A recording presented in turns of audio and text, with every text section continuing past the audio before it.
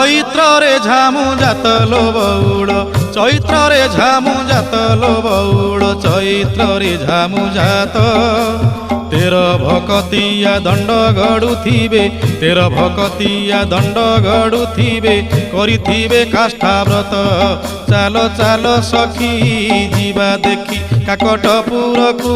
ଯିବା ଦେଖି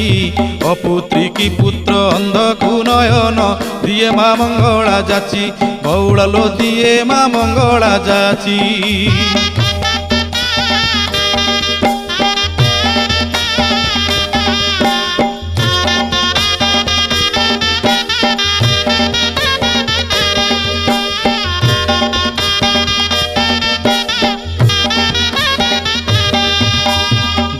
ଦୋଳ ପରେ 21 ଦିନ ପୀଠରେ ଲାଗିବ ନାଟ